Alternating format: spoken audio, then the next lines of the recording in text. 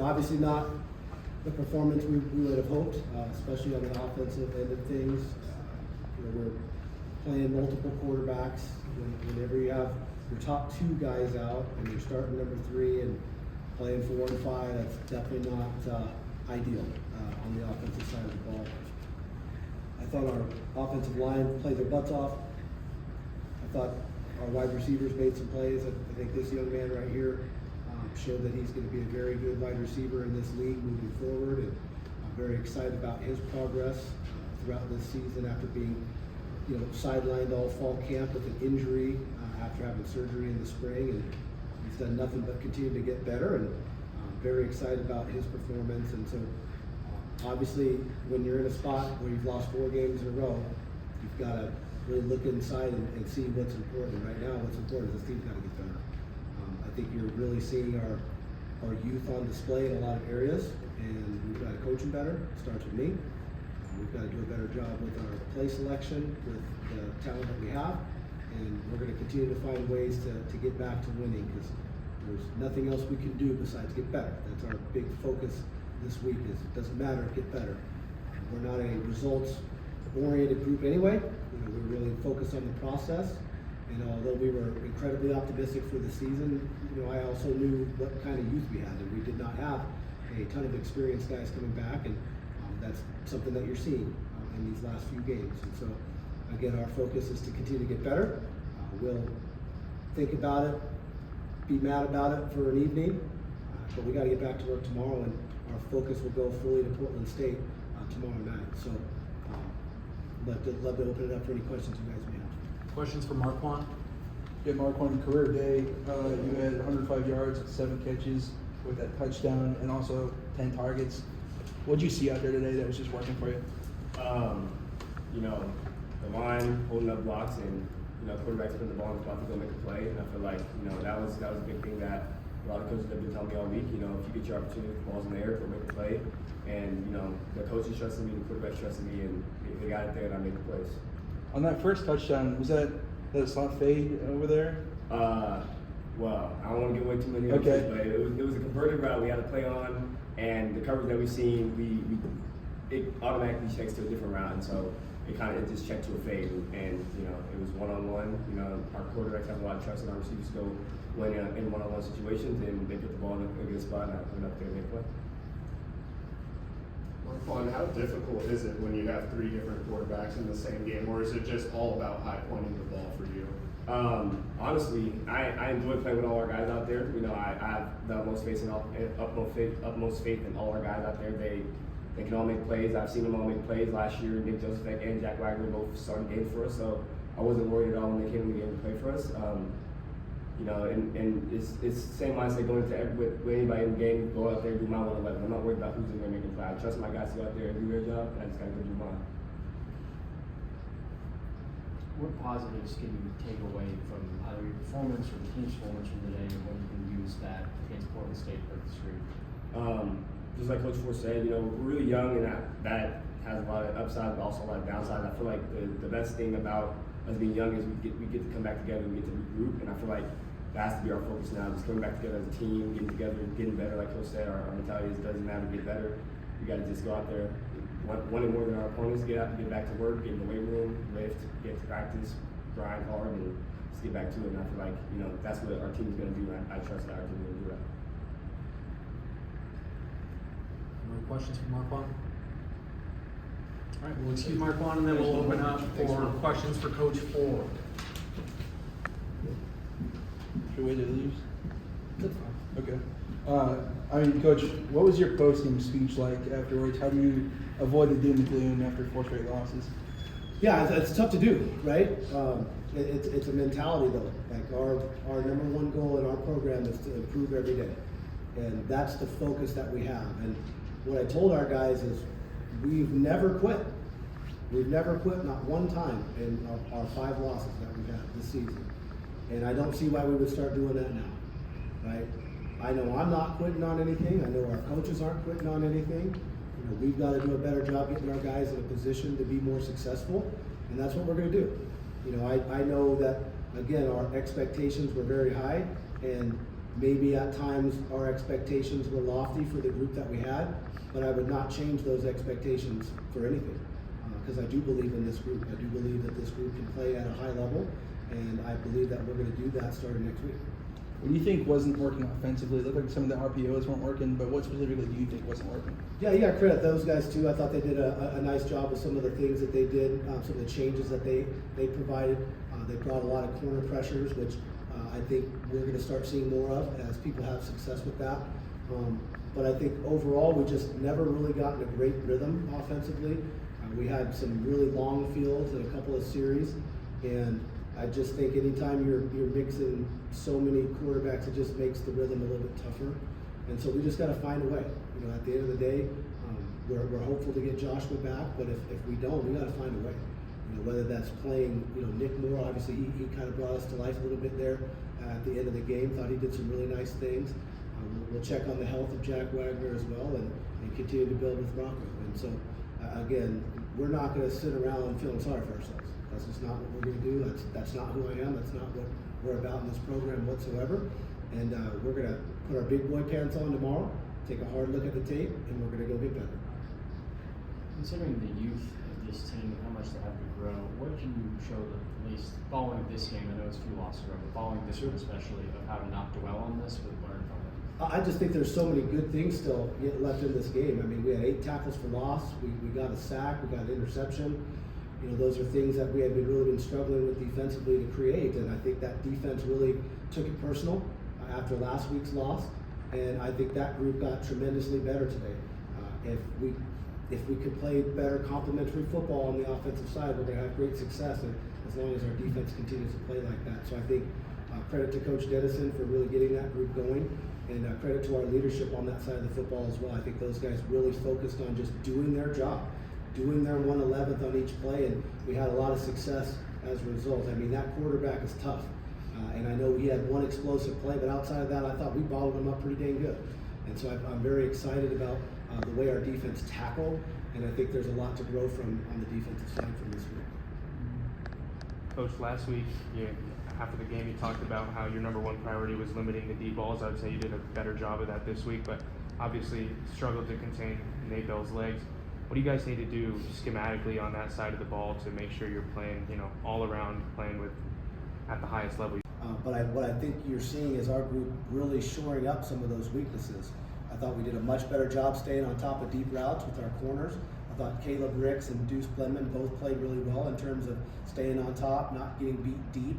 And so those are all things we could continue to build on. And obviously we've got a lot of work to do on the offensive end just to find our rhythm. But I think defensively there's a lot to build from, and they corrected a lot of things that we had not been doing well throughout this season. And so we're still taking steps forward. And I know there's, we don't live in a patient business in college football, but I think our group will continue to get better. They're going to continue to believe, and I hope that the Vandal fans continue to give me grace and patience to get this group going, because again, this isn't the same group that we've had, right? We don't have a bunch of veteran players. We have a lot of young players and a lot of new players, and you're seeing a little bit of that come to head in these last 4 weeks. Talking about that offensive rhythm, this is the second week in a row where you guys have really started to pick things up late in the game when you're playing catch up. What do you guys need to do to make sure that you're starting these offensive surges earlier on in the game? I think more than anything, we got to be better on conversion downs.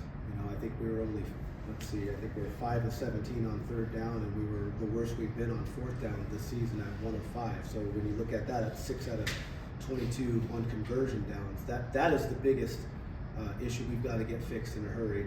Finding ways to move the chains.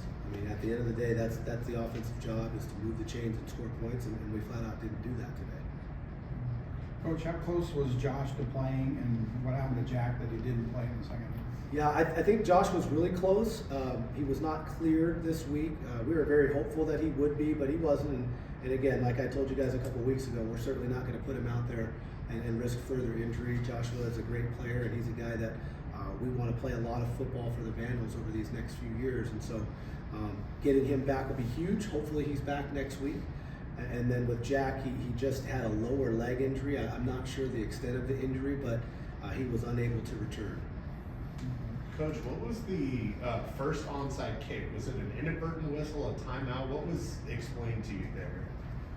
So, in that situation, they said that we blocked a player before 10 yards, and then we recovered the ball before 10 yards. So, unfortunately, it was the play was nullified because of that illegal. I don't know the exact call, but it was illegal blocking, is what they said, and that was actually what was called. It really wasn't illegal touching; it was illegal blocking because we blocked before that 10-yard mark. But there was some good things in our special teams too. I thought the special teams really improved. Cameron Pope, I thought, did a really nice job punting the football. He flipped the field for us in a major way in a couple of reps. I thought our kickoff team did a good job, but we've got to do better on our return units. Our kickoff return unit. I don't want to say that unit hurt us, but we certainly didn't. It didn't help us, especially with those long fields early in the game. And just there, right before the half, was that just a little outside Owen's range? Yes. Yeah. It's just a little outside of his range. You know, we were forced with the decision, and you know, I thought, hey, let's go for this. Let's go try to score a touchdown. What I didn't want to do was, you know, leave Owen out there just outside of his range and hurt his confidence. He'd had great confidence coming into the game. I know he was 0 for 1 on field goals today, slightly missed one to the left, but that was really the decision at the end of the half there. It was a 50-50 decision, but we decided to just go for it and not put Owen out of his range in that situation. You saw a lot of positives from your defense in this game. Kind of bleak on the offensive side. What positives did you see on the offense? I think Marquawn McCraney, that's a huge positive. You see the type of receiver that I believed in. When Marquawn was a high school senior, I'll never forget this. Before his senior, he was actually getting ready to play. No, actually, getting ready to play his junior year, and he told me that he really wanted to play receiver, but everybody else wants him to play safety. And I said, well, I know you can play receiver at the University of Idaho. And so I think seeing his performance tonight validated that in every way. And I think he's going to be a guy that you're going to see a lot more of as we move forward in the season and beyond. Coach, despite the outcome, can you just talk about what you're most proud of your team right now?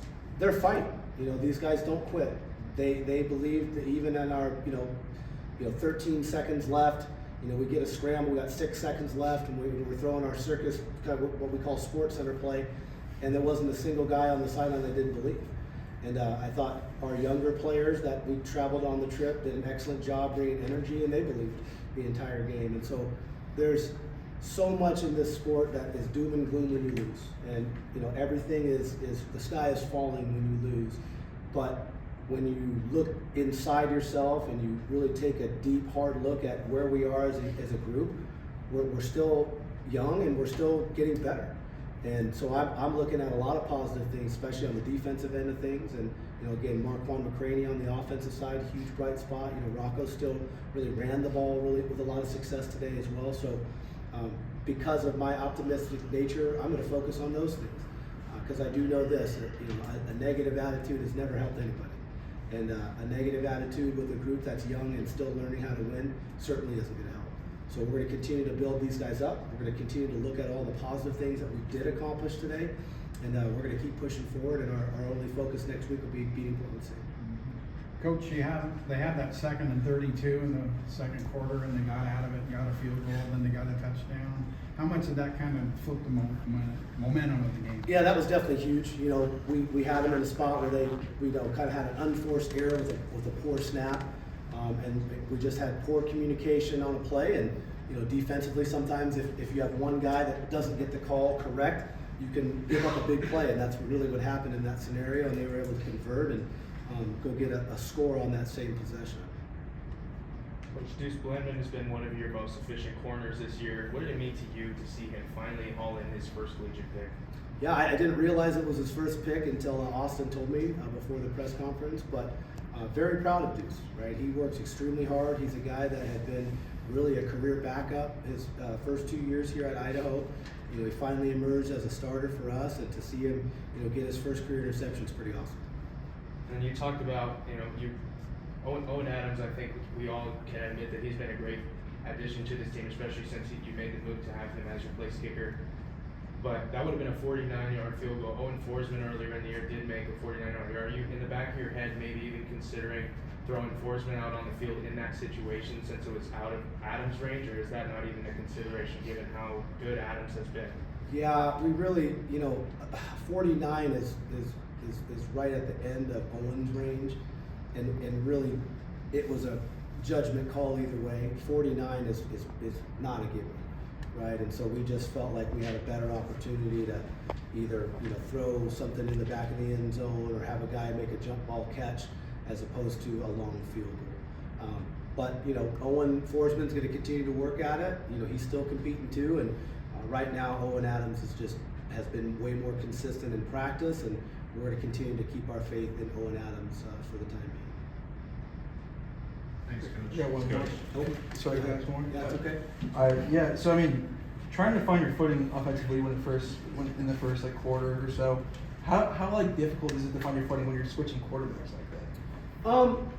We had the plan to do this, so I think what really kind of influenced our plan was when Jack Wagner got hurt. And so now, Rocco had really gotten the lion's share of reps outside of Jack this week. And, we believed in Rocco that he could do some things outside of just running the football, but unfortunately he just wasn't able to get that going. And when it was apparent to our staff that he wasn't going to be able to move it down the field throwing it, and we needed to throw it, that's when we brought in Nick and felt like he gave us a better chance to move the ball in the dirt. Thanks, Coach. Absolutely. Thank you, guys.